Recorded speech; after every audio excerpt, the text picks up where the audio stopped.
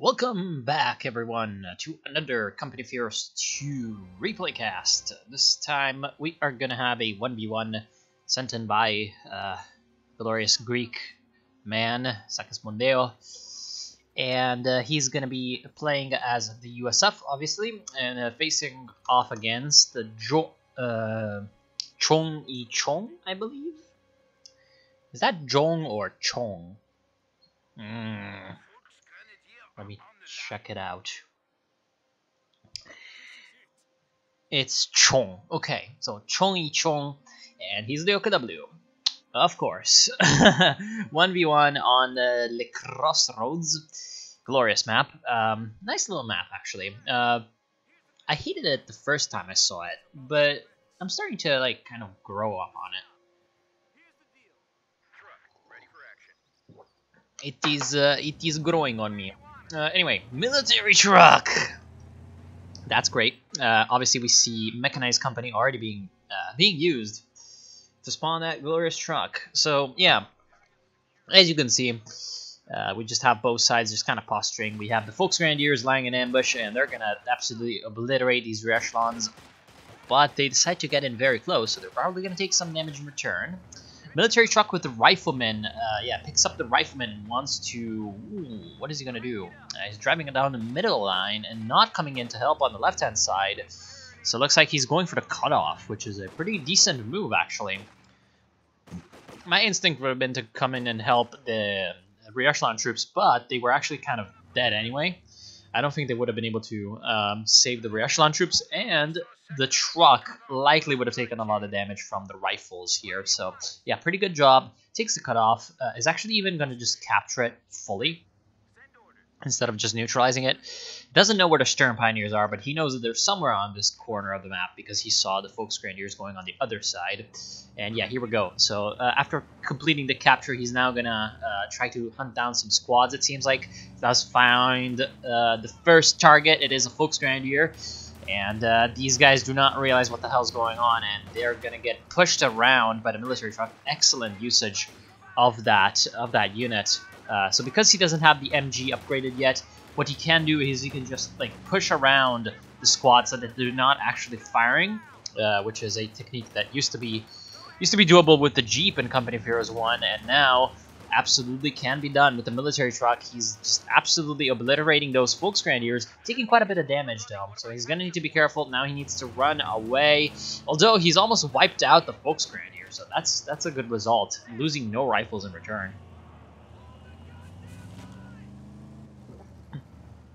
So, you know, Sakis putting himself ahead on that manpower game. Unfortunately, because he was busy microing, it doesn't seem to have remembered to continue building riflemen, and so he was actually relatively floating a lot of manpower. Now he's going for the lieutenant, so obviously with the technique changes, the lieutenant is what you have to do, essentially.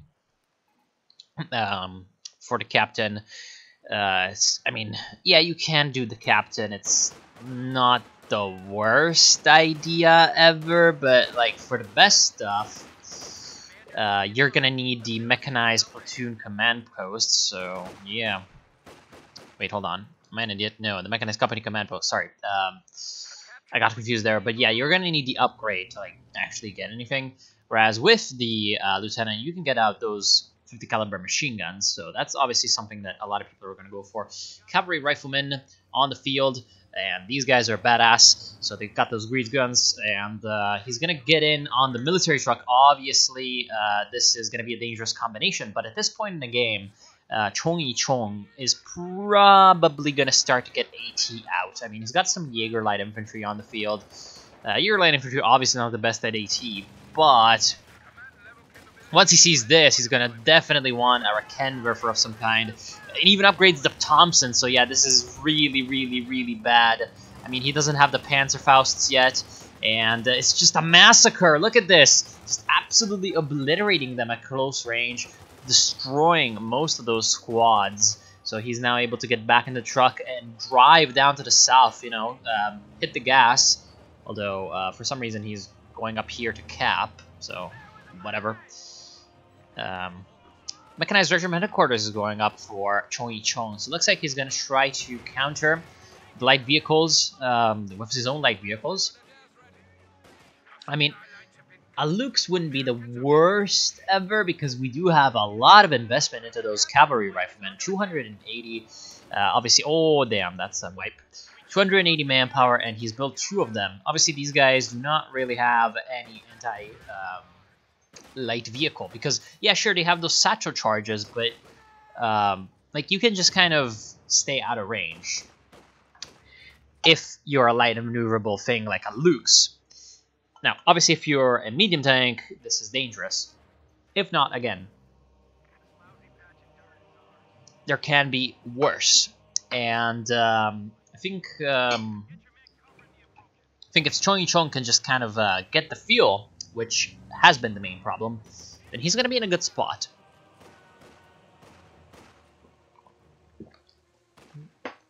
So good on Sekis Mondeo actually to continue pushing and getting those points captured. Because at this point, considering how much superiority in terms of infantry he has, he's going to need to really play up his advantage and you know, continue with the pressure on the enemy. Otherwise, he's going to give them time to recover. And yeah, this is exactly what I like to see with those military trucks. Just getting in close, drive by with those Thompsons. This is what a true gangsta looks like. He might lose the truck. He gets the squad out, but the Volksgrenadiers run away. So yeah, those cavalry riflemen are getting the veterans team and the kills. Already 9 between them, so that's very, very nice. However, he has lost the fight in the middle. It looks like the lieutenant was at least forced to retreat and wasn't wiped out, so that's a good thing. Captain is coming up from the company command post. It's surprising that he hasn't gone for the steward. If I were him, I would have gone for that, to be honest. Considering that I saw Jaeger light infantry on the field, I would have gone for the steward. But hey, looks like Sekis Mondeo is going for that tier 3. Might want the AT gun. Who knows? He might be anticipating something like the mechanized, or he might just be trying to tech up and open up his options, maybe for a pack howitzer. We'll see, we'll see. Big Volksglob is going to come out of the base, and now he needs to run away with the cavalry riflemen. And in the center, it looks like the Jaeger light infantry are absolutely picking off the riflemen, and this is why the Jaeger light infantry are so good. They get the snipe, and yep, double snipe. Grenade does do a lot of damage, but the rifleman squad goes down in the end. The Lux is coming on the field for Chong, and yeah, like, losing all those riflemen is obviously really, really bad because, I mean, now he's basically stuck with the cavalry riflemen, and the cavalry riflemen, yeah, sure, they're really good at the early game because of those free submachine guns that they get, and oh no, okay, doesn't die. But he's gonna eat a Panzerfaust if, oh, munitions. Yeah, like, they're really good with the submachine guns early game, obviously, when the enemy's not veteran, when they don't have machine guns and, you know, things that can kill you at range. But at that point, once they do start to get good anti-infantry, then the rifleman, you know, with the upgrades is really going to be what you're looking for.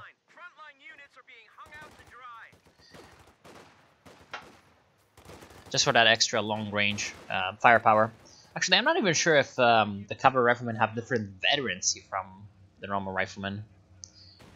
Although it does seem like they have a lot of bonuses for veterancy. Mines going off. Yeah. Chong over here is making good use of the Overwatch doctrine, definitely. At this point, he's going to have, obviously, Fort of Fatherland, but what I feel like, is going for is later on the LEFH artillery, which can fire from, you know, one base to the other. Panzer II Lux is on the field, and now he's going to find the lieutenant. Lieutenant nicely using the smoke grenade to withdraw. That was a good decision.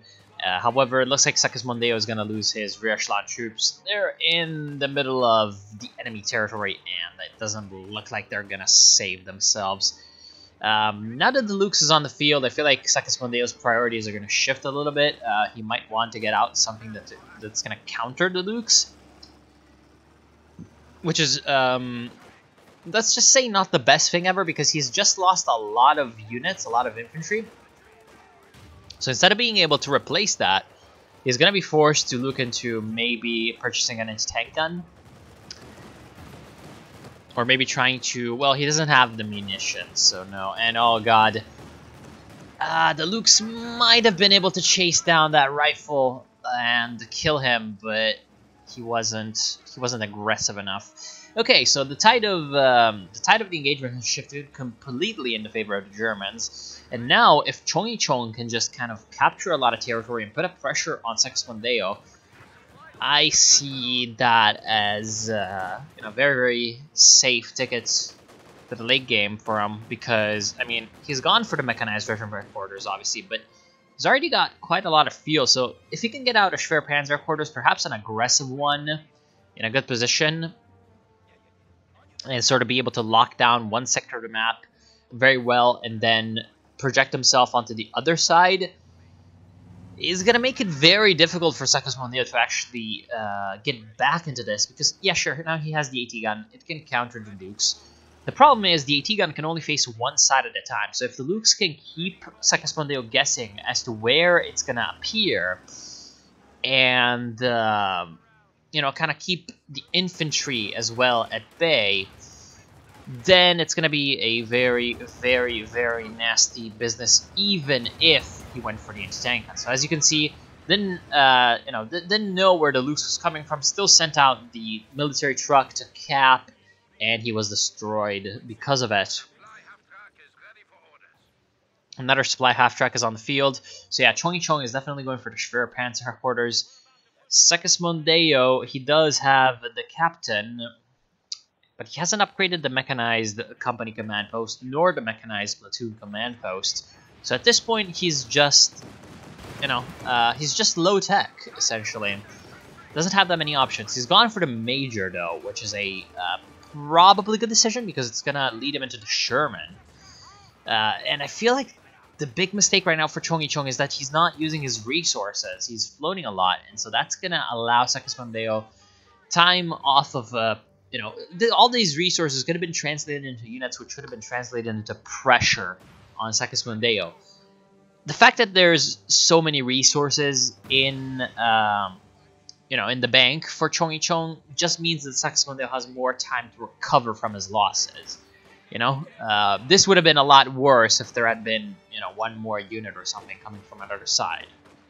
You know what I mean? So yeah, right now he's probably going to lose the AT gun. I don't see this AT gun getting out alive. I mean, yeah, sure, he's got cavalry riflemen and they're in negative cover, but turn around and shoot what is in negative cover. Too late. Still in negative cover though. Oh wow, is he gonna wipe out the squad? No, he's gonna be wiped himself. The captain is trying to intercept, and he probably will be able to. Yeah, that full squad is dead. The rest of the allied infantry is trying to move in. There is the bazooka for the lieutenant. However, I don't see this as going well for the cavalry rifleman or anything. Oh, but he does get the satchel charge on there, and that's the end of the Lukes. Wow. Yeah, not that careful with the Lukes. Micro loses that very, very important unit. Now he needs to just take the AT gun and go home. Wait, what is it? Is that the major artillery? I think that's major artillery. Yeah, that is major artillery. Yeah, I don't think it's gonna kill the AT gun. It's not accurate enough, doesn't throw down enough shells. Oh, wow. Oh, wow, I did not expect that. Well played. Well played, denying the AT gun. Unfortunately, he has lost a veteran cavalry rifleman and an AT gun in that engagement, because do not forget that that's his AT gun that he's just destroyed. Obviously, you know, having lost the crew earlier on, couldn't have done much. Chong is going for 2 Raken Rivers, and while, you know, right now he wouldn't really technically need them, I can't really fault him for this decision. In fact, I think it's a really good decision, because, like, he's taking the infantry superiority slowly but surely from his opponent, and while he's just lost the Lukes, he's about to get himself the Schwerpanzer headquarters, and he's got a lot of fuel, so he's going to be able to replace what he has lost in terms of vehicle units. and you know, continue to shoot ahead when it comes to that. If he can get out some AT, then using the fact that he's got infantry superiority, he can focus on getting out some vehicles that are gonna help him just with everything, like just all-rounded jack of all trades vehicles like the Panzer IV, and not have to worry about getting the Panther for, like, I don't know, whatever armor the Americans could get out. Obviously, he knows that it's a mechanized company, so he knows that there is the M4A3 medium tank, the long gun.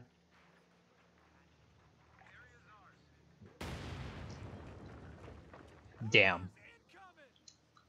That mine, though. Like, he knows that the 76 is a thing. Oh, wow. Is he going to lose the Vet 2 rifleman? Yep. Very, very bad mistake. Losing those 2 veteran cavalry riflemen is going to hurt in the long term, because look at this. He's having to replace these riflemen at 17 minutes in the game when the enemy's going for the Panzer IV, and, you know, you start to want to spend your manpower on other things. And, oh my god, this is so unlucky. The 50 caliber machine gun was actually caught and wasn't able to suppress pretty much anything. The Jaegers were just able to just completely obliterate that squad. The 50 caliber machine gun squad. So this is like the strength of the Jaegers, obviously. They do get those executions, so once they start to get veterancy, they start to get upgrades, they can seriously burst down units that aren't expecting it, and that's what I love about them. That's what people use them for. Panzer IV J on the field, and that's going to be a very good, very good tool to deal with these infantry squads, these roving infantry squads. Nice usage, by the way, of the lieutenant cutting off the entirety of the right side. This has been the bane of Chong. As you can see, despite the fact that he's supposed to be ahead, he is right now, he's got 1/3 of the fuel income and 1/3 of the munitions income because of that cutoff move. So that is definitely quite great. There is a Jackson coming on the field for Segismundeo, and that's also a good decision. However, if Chong can use his Reckenwerfers well, this is why he got these Reckenwerfers. If he can use these well and bring them up, obviously with the stealth, he can do a kind of ambush where he uses the Panzer IV to lure in the Jackson once he sees that that's, you know, on the field. And, oh god, is he going to take the sapper charge? Oh well, that's the end of the Panzer IV, never mind. That Panzer IV is dead. Oh wow, Jackson misses though. How unfortunate. Although, the Jackson is definitely pushing in too close. Like, that's just allowing the Panzer IV more damage output. Because, you know, it's going to be easier for him to hit. However, I just don't see... I don't see the Panzer IV escaping this one. That's the end of that. So, well done.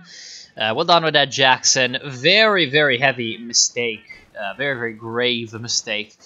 Pushing in that Panzer IV way too close and allowing it to die like that. Just absolutely not what you want to do.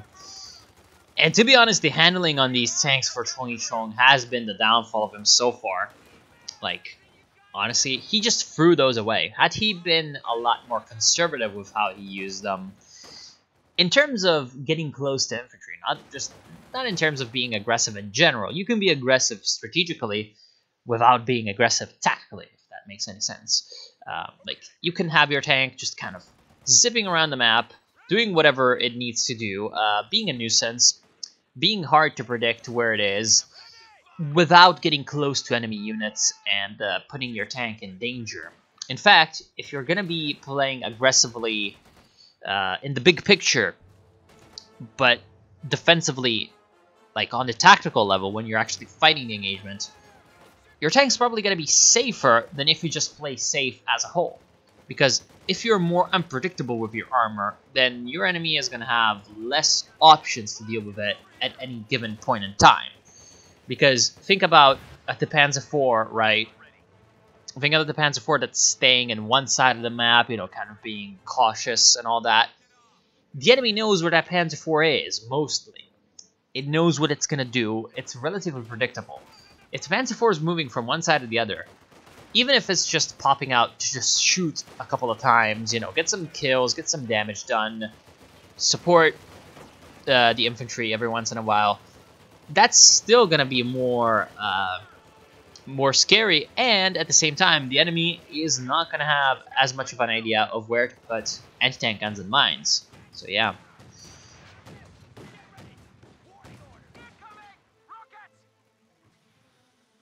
A nice usage of the smoke to avoid the Schwerpanzer quarters is gonna once again decap that fuel. And yeah, it looks like the American infantry is coming kind of back. Oh boy, LEFH artillery at this point. I'm not sure.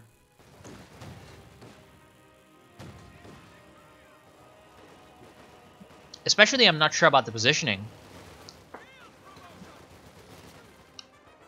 Yeah, I mean the range is like long enough that he could have just put that right near the base, like over here. Like he could have just placed that artillery piece over here, and it would have reached the entire map. Would have reached the enemy base. I'm also not quite sure about the artillery piece in and of itself. But to be honest, considering that he lost the Panzer IV, and he does not have enough fuel to replace the Panzer IV, it's not like he has that many options. And here we go, firing upon the base. So this is going to put a lot of pressure on Segismundeo, obviously, but at the same time, it really depends. Oh, that's so close, that just a little bit to the right, and would have been devastating. Wow, that's, okay. Interesting. Anyway, so he's going to be relying on the Jaegers now to deal with the infantry, and wow. They sure do. Well, okay. Those Jaegers, nasty. Man, that artillery piece has been unlucky.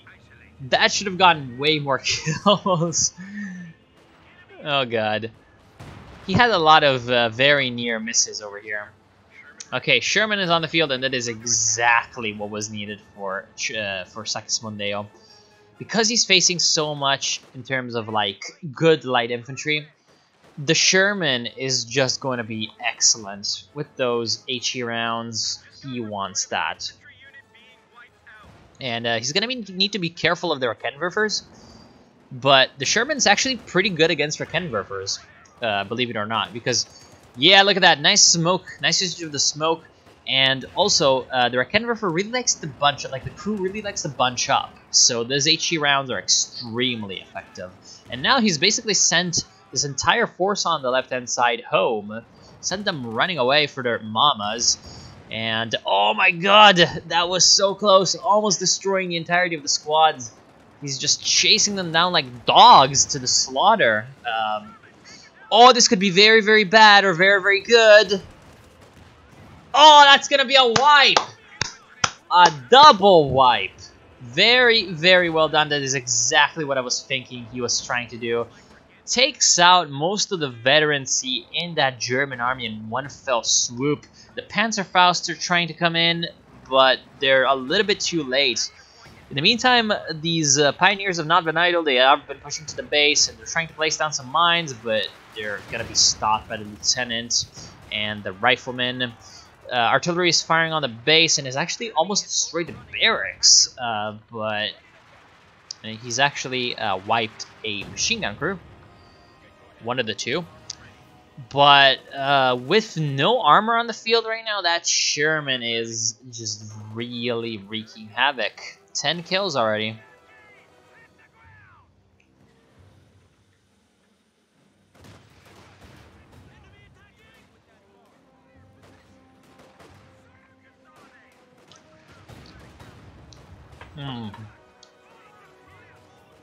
Chong, I feel like, is giving too much weight to that Jackson. He's letting the presence of this guy manipulate him. Oh, excellent wipe. Excellent, excellent wipe. Anyways, he's letting the presence of the Jackson manipulate him. Because think about it, like, he right now could go for a second Panzer IV, use the Panzer IV to deal with the Sherman and the infantry, And whenever the Jackson came in, again, there were cannon Werfers. Their cannon Werfers should be the key to this. He's got 2 of them. They're a good investment. They are an investment, though, so you need to use these guys. Right now, he hasn't been using them. And it would be a very, very good combination to get these guys along with the Panzer IV. And one thing that I haven't noticed, actually, is that the Americans are down to 200 points. So considering that the Germans have the lead in terms of VPs, it would be even better to go for the Panzer IV, because it would just be so much more effective at keeping that VP control in German hands. With its anti-infantry capabilities, with its mobility, rather than the Panther, which does not really have the anti-infantry.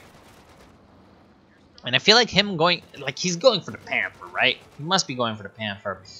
And I feel like him going for the Panther is just a weird reaction to the Jackson, which is not the Fred at all. The Fred is the Sherman right now. And since the Fred is the Sherman, actually Shermans, the Fred are the Shermans, while the Jackson, I feel like the Panzer IV supported by their cannon Werfers should not really fear the Jackson all that much, because the Jackson still needs like 3 or 4 shots to kill the Panzer IV. If it just stays near those cannon Werfers, their cannon Werfers just need 2 volleys to take down the Jackson. So, you know, much faster. And the cannon Werfers even reload faster than the Jackson does, so might not even have time to get 2 shots in. Yeah, these cavalry riflemen definitely been earning their keep, but that's very unlucky. They do survive. Same with those 250 calibers. Looks like he's gonna lose them, at least one of them, to a nice artillery strike. But yeah, the 50 caliber is doing his job. Looks like the Sherman is getting into the base, doing some damage, running away. Second Sherman needs to be repaired.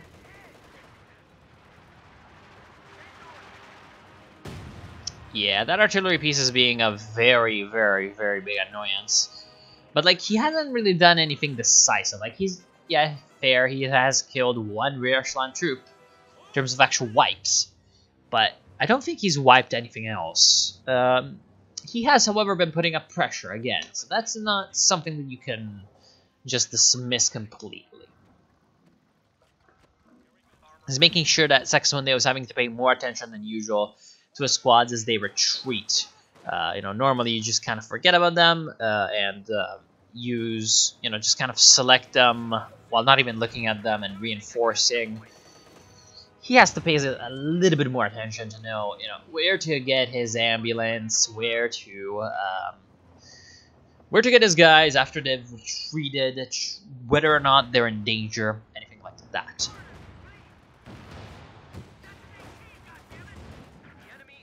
However, I do feel like Chong is kind of tunnel visioning on the base with the artillery. He could be trying to use the artillery like against the field units. Would be harder, but he could. Shermans right now, yeah, they're gonna run into the base and kill all the Jaegers. They might die though. The Panther comes in. Nice usage of the smoke. Excellent prediction with the smoke. Now he can run away in safety. So he's wiped out yet another Jaeger squad. Obersoldaten on the field. They're going to get those LMGs. However, they can't really do much against the Sherman. And the American infantry is just going to slowly but surely push up. Rakenwerfer stolen. And now things go south for the Germans. Because now they've lost 50% of their anti-tank capabilities. And they have given those over to the Americans. So that's going to help the Americans against the Panther, and it's gonna hurt the Germans against the Sherman and the Jackson, which is gonna help the Americans against the Panther. So it's just a vicious cycle for them right now. And yeah, as you can see, even with those AP rounds loaded, the Shermans aren't anything to laugh at in terms of anti-infantry, partially because of the MG 50 caliber, and partially because, you know, they can still hit people with those AP shells. And oh my god, yet again, the tank has been satcheled. 3 tanks, 3 satchels. That is 3 more than should have should have been allowed, and so yeah, that's the end. That's GG. Panther dead. Nothing else can be done for the Germans. Oh wow, he's actually killed the base though. And I'm like, wait, rear action? What is that? That's not mechanized doctrine. And I'm like, oh, the base died. So yeah, he's not gonna try to, I guess, repair. But you know, with the Panther dead and 2 Shermans on the field and only 2 cannon rippers to stop them, yeah, this is the end, my only friend. The end. Now the Shermans just kind of come in, destroy the artillery piece, finally. And now they can come down and destroy the Schwerpanzer quarters as well. Play back over. Wow, when you make too many tactical mistakes with your tanks, you lose, I guess. Oh well, pretty nice little game. Good usage of the mechanized doctrine, definitely from the Americans. Even better usage of the Shermans. Very underrated vehicle, at least in parts of the Company of Heroes community. And yeah, definitely the star of this one. Doing its job, being the workhorse, cheap, reliable. What more could you ask for? So I want to thank you all for watching. Hope you've enjoyed. And I'll see you soon.